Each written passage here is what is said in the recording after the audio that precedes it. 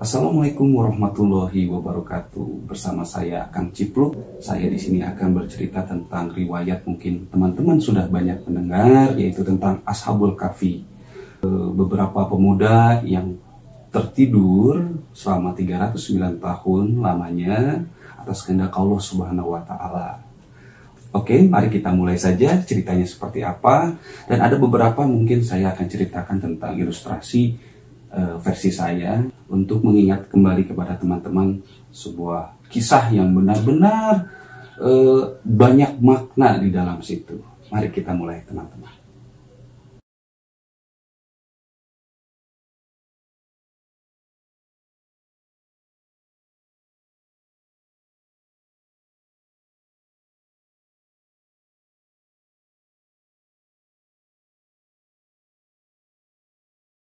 Kisah ini tercantum juga pada Al-Quran surat Al-Kahfi yang terdiri dari 110 ayat, termasuk golongan dengan surat Makkiyah yang turun pada kota Mekah, dinamakan Al-Kahf atau Ashabul Kahfi yang artinya adalah penghuni-penghuni gua. Kedua nama ini diambil dari cerita yang terdapat surah Al-Kahf pada ayat 9 sampai 26. Ada juga buku dari luar, biasanya mempublish, judulnya adalah The Seven Sleepers. Awal cerita kisah ini terjadi sebelum zaman Nabi Muhammad Shallallahu Alaihi Wasallam, di mana pada saat itu ada sebuah negeri bernama Ephasus yang dipimpin oleh Raja Daqyanus yang terkenal kejam dan juga penyembah berhala. Jadi raja ini memaksa rakyatnya untuk menyembah berhala seperti halnya dia. Jika ada yang berani menolak, tidak segan-segan Raja Daqyanus ini akan menghukumnya. Mungkin juga akan membunuhnya dengan tegas, dengan cara yang sadis sekali ya. Oke.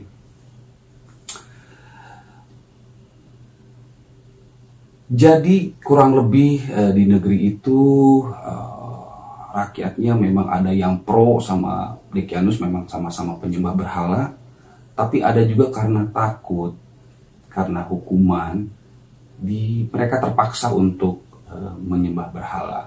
Kurang lebih kita bisa bayangkan pada saat itu seperti apa pemerintahan Raja Daqyanus ini. Jadi permasalahan ini dimulai pada suatu hari. Sang raja ini mendengar bahwa ada beberapa pemuda dari golongan bangsawan yang menolak menyembah berhala. Mendengar seperti ini, Raja Daqyanus itu sontak kaget. Berani-beraninya gitu ya. Gua kan raja gitu kan. Tapi berani banget ini nolak. Sehingga Raja Daqyanus ini memerintahkan pengawal-pengawalnya untuk membawa ya, karena mereka dari golongan bangsawan, bukan menangkapnya, jadi agak beda mungkin ya. Membawa atau mengundang pemuda-pemuda tersebut menghadap Raja Daqyanus untuk berdialog. Karena Raja Daqyanus mungkin ada bertanya-tanya, loh kenapa? Lalu mereka menyembah apa ya? Kayak gitu ya, kurang lebih. Akhirnya sesampainya para pemuda tersebut berhadapan dengan raja, terjadi sebuah dialog. Ya saya ilustrasikan ya, kurang lebih beginilah menurut pandangan saya ya. Hei kalian, saya bingung, kok angel pisan dikasih tahu. Kan saya udah bilang nyembah berhala. Nih yang ini nih, kayak bebegik sawah kan, tapi gagah. Salah seorang pemuda itu menjawab, lah, emang itu Tuhan, Baginda? Saya tidak melihat seperti itu. Diem aja ngajedok di situ. Coba saya coba ya. Tuhan, saya minta sapi. Diem aja, Baginda. Iya juga ya. Enggak begitu. Ini lihat begitu gagahnya patung ini. Ya kan? Inilah Tuhan kita. Enggak gitu, Baginda. Kami punya yang lebih dari itu. Dan patung buatan kita. Saya bahkan bisa bikin lebih baik dari ini Baginda.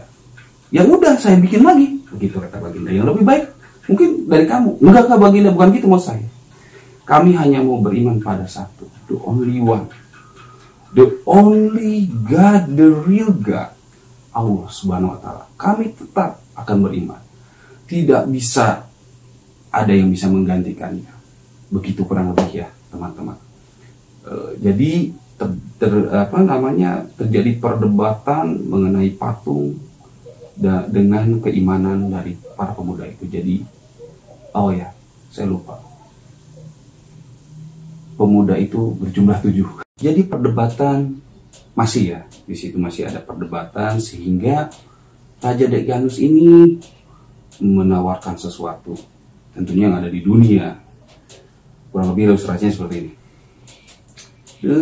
Melegu si aing mah capek pisan. Udah, geus bedegong kieu mah kudu kieu lah. Oke, gak bisa dibilangin kalian ini ya. Oke, gini aja. Saya tawarkan harta, tanah yang luas, apapun yang kalian minta. Jadi Raja Degyanus ini menawarkan harta yang berlimpah kepada 7 pemuda tersebut untuk mau mengikuti arahannya menyembah berhala. Lalu salah satu dari pemuda itu menjawab,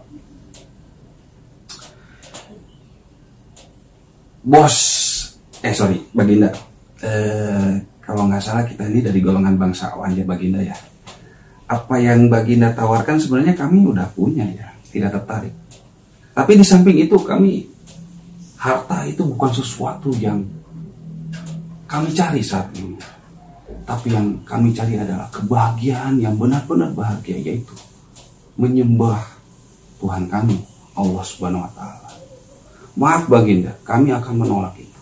Bukan karena kami memiliki harta yang sama dengan Baginda tawarkan, bukan. Karena kami sudah menemukan bahwa kebahagiaan sesungguhnya di dunia ini adalah menyembah Allah Subhanahu Wa Taala.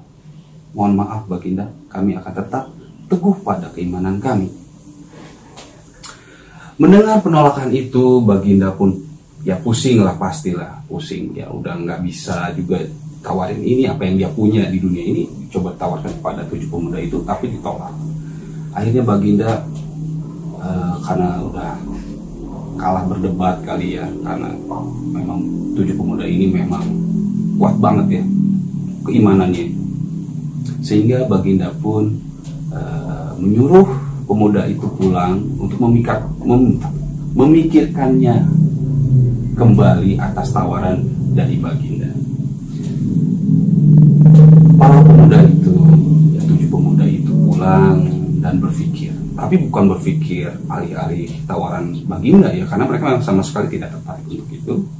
Mereka memikirkan bagaimana untuk udahlah Baginda, maksudnya tidak dikejar-kejar dari pengawal-pengawal Baginda ini untuk ya Raja Degyanus untuk mengejar mereka karena capek gitu ya. Jadi mereka lebih memikirkan untuk melarikan diri. Kurang lebih ilustrasinya seperti ini.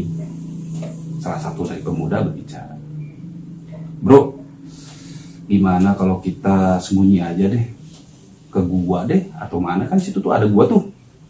Kayak sembunyi dulu beberapa hari. Pasti Raja Degyanus sudah lupa sama kita. Kita kan cuma 7 pemuda lah, dia kan raja, banyak yang dipikirkannya. Kita sembunyi dulu, anggap aja lagi camping kek, tamasya kek, sambil kita ya zikir segala macam di gua, kan enak sepi tuh. Salah satu pemuda lainnya menjawab, bener juga ya bro, tapi oke, udahlah nggak usah banyak pikir, kita siap-siap aja dulu. Ya kan kita butuh makan kali situ perbakalan. Kita pulang masing-masing, ntar kita janjian di mana kek, di warteg si A atau warkop mana gitu, bercanda. Akhirnya singkat cerita pemuda-pemuda tersebut, kan ada 7 ya, pemuda-pemuda tersebut pun bergegas ke gua. Ada namanya gua di dekat Gunung Tikianus, kurang lebih gitu ya. Tikianus ini kurang lebih di Jordan ya, menurut peneliti saya juga belum tahu pasti ya, katanya daerahnya itu di daerah Jordan.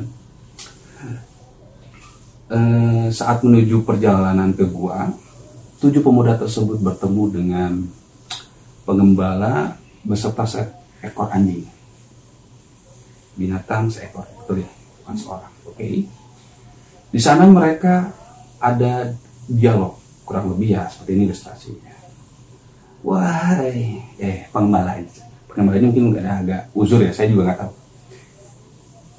Wahai para pemuda, kenapa kalian ini udah kelihatan ganteng-ganteng gini? Kayaknya bukan golongan rakyat biasa. Oh, menuju ke daerah yang seperti ini.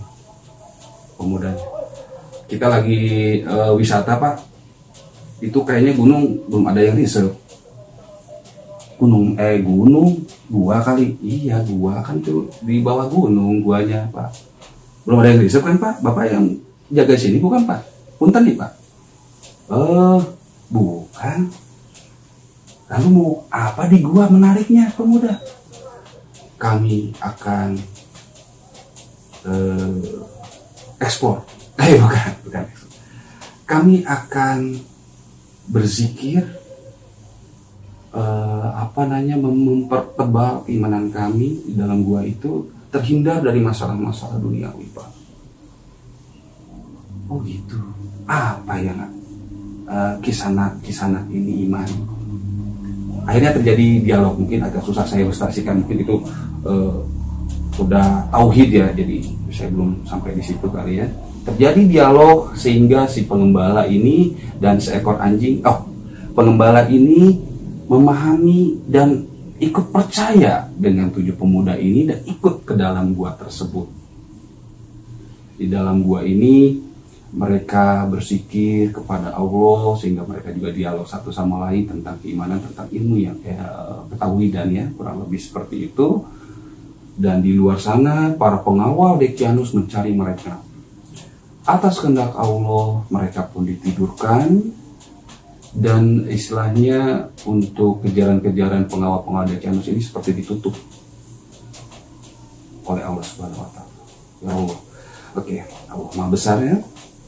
Pemuda-pemuda tersebut pun tertidur 309 tahun atas kehendak Allah. Akhirnya mereka pun terbangun. Jadi saat terbangunnya ilustrasi seperti ini, karena mendengar sesuatu kegaduhan di luar gua. Jadi ada yang sedang membuat kandang di luar gua. Jadi tukang ini kurang lebih seperti ini ilustrasi saya. Duk, duk, duk, duk, duk. Aduh, panas sekali hari ini. Mudah-mudahan kandang ini cepat beres. Kasihan si Adul kepanasan. Sorry Adul, kurang lebih ini ilustrasi di saya. Nama sebuah seekor kambing. Kasihan si Adul kepanasan nih. Aduh, saya juga panas ya. Lalu di dalam gua salah satu seorang pemuda itu ya, mereka semua terbangun, berkomentar, berisik apa itu di luar ya? Teman-teman dengar nggak? Dengar, kita jadi pada bangun, tapi nggak apa-apa lah. Mungkin kita udah cukup ya istirahatnya. Mereka tanpa sadar bahwa sebenarnya mereka sudah tertidur selama 309 tahun. Jadi seperti semalam gitu mereka tertidur ya. Mereka semua pun tidur, dan ada yang bertanya juga pemuda tuh, tapi kayaknya nggak sebentar deh kita tidur, kok seger banget ini, kayaknya tuh lama banget tidurnya ya, udah berapa lama kita di sini? Lalu pemuda yang lain bicara, hanya Allah yang tahu kita sudah berapa lama tidur di sini. Jawaban yang sangat bijak bukan teman-teman ya. Kalau nggak tahu, dan mungkin mereka belum ada jam, jadi pada jam tanggal berapa nih mereka tidur, belum ada saat itu ya. Dan akhirnya salah satu lagi, karena 7 jadi pakai salah satunya banyak banget saya ya. Salah satu yang lain ada yang mendengar krokot gitu, krokot gitu ya, suara perut. Lu lapar bro? Iya nih lapar. Ya namanya manusia kan, kita kudu makan. Perbekalan habis sudah. Terus gimana nih? Ya udah deh, gua keluar, gua cari makan. Kalian di sini aja. Nanti saya juga lihat keadaan kayak gimana sih situasinya di luar. Mudah-mudahan sih udah pada lupa, jadi kita nggak usah dibuat terus. Oke bro, Kita percaya sama lu. Tahu kan kesukaan aneh makanannya kayak apa? Iya, kayaknya tahu sih. Kalau salah juga, kalau namanya lapar biasanya semuanya serba enak kan? Iya, oke. Oke, akhirnya satu pemuda dari 7 pemuda itu keluar ke kota mencari makanan. Seperjalanannya ke kota itu, dia melihat kok kondisinya udah agak berubah gitu ya. Melihat ada yang sedang beribadah tapi nggak ke berhala. Terus udah beda lah. Kondisinya kok udah beda, tapi karena fokus ya pengen mencari makanan, jadi tidak begitu banyak menghiraukan. Yang jelas kondisi sudah banyak berubah. Akhirnya dia ketemu dengan tukang dagang, ya tukang dagang makanan lah. Mungkin warteg kali ya, zaman sekarang mah ya warteg. Kayak the best warteg atau warung Padang. Pak, saya mau beli yang itu ya. Untuk 7 orang lah. Oke, dibungkuslah makanan itu sama pedagang itu. Pada saat pembayaran, nah ini dia. Permasalahan muncul saat pembayaran. Saat melakukan pembayaran, dikasihkan uang kepada tukang dagang. Tukang dagang itu kaget. Wih, bos, ini uang apa nih? Ya, uang pak. Ini gambarannya nggak kenal nih, raja siapa ini ya?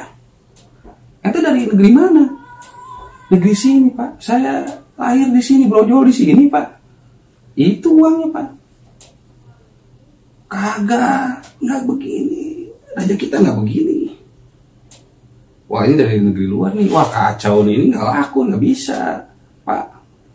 Si mas nih, aduh, dah. Akhirnya keributan itu jadi kegaduhan yang luar biasa di suatu pasar itu terdengar sampai ke raja pada saat itu. Ternyata raja tersebut pada zaman yang, karena mereka sudah tertidur 309 tahun, sehingga rajanya sudah berubah tentu. Raja ini lebih bijak, jauh lebih bijak daripada Raja Decianus ya. Terdengar itu dia pengen tahu, sehingga diundanglah pemuda itu berhadapan dengan raja yang memerintah saat itu. Ada dialog saat itu, akhirnya raja tersebut terkesan atau istilahnya percaya apa yang diceritakan oleh pemuda tersebut. Terjadi dialog dengan raja tersebut, namun kali ini rajanya yang berbeda dengan Raja Decianus, lebih bijak dan menghargai cerita dari atau kisah yang diceritakan oleh pemuda tersebut. Dan di samping itu raja tersebut menawarkan untuk pemuda tersebut dan memanggil teman-temannya yang lain untuk bisa bergabung atau kembali ke dalam society-nya itu atau pemerintahannya. Tapi karena untuk menutup pembicaraan-pembicaraan yang kurang bagus, karena pasti ada pro dan kontra masalah itu, akhirnya pemuda tersebut memutuskan untuk kembali ke gua. Dan raja tersebut mengizinkannya, tentu karena bijak ya raja tersebut, sehingga pemuda tersebut kembali ke gua dan menceritakan kejadiannya sewaktu dia sudah membeli makanan dan akhirnya ketemu sama raja, dan mereka pun berdoa kepada Allah untuk mencari solusinya. Akhirnya atas kehendak Allah mereka semua ditidurkan kembali untuk selama-lamanya. Kurang lebih sekian cerita saya ya. Kisah ini memang banyak ada ilustrasi saya, hanya mencoba menghibur teman-teman dan mengingatkan teman-teman atas riwayat ini yang luar biasa. Adapun pesan dari saya ya, memang secara logika tidak masuk di akal ada tidur 309 tahun lamanya kok masih tetap hidup gitu ya. Kok bisa dan tanpa makan, tanpa minum, tapi tidak ada yang mungkin di mata Allah Subhanahu wa Ta'ala. Itulah sebuah bukti kisah itu sampai ke kita, Dan apakah kita pernah menyadarinya? Kenapa kita ada di dunia ini? Apakah kehendak kita? Tentu bukan, ya kan? Dan kadang kita menanyakan, buat apa kita ada di dunia ini? Untuk apa? Cobalah teman-teman untuk merenungkannya. Sekian dari saya, Akang Cipluk. Wassalamualaikum warahmatullahi wabarakatuh.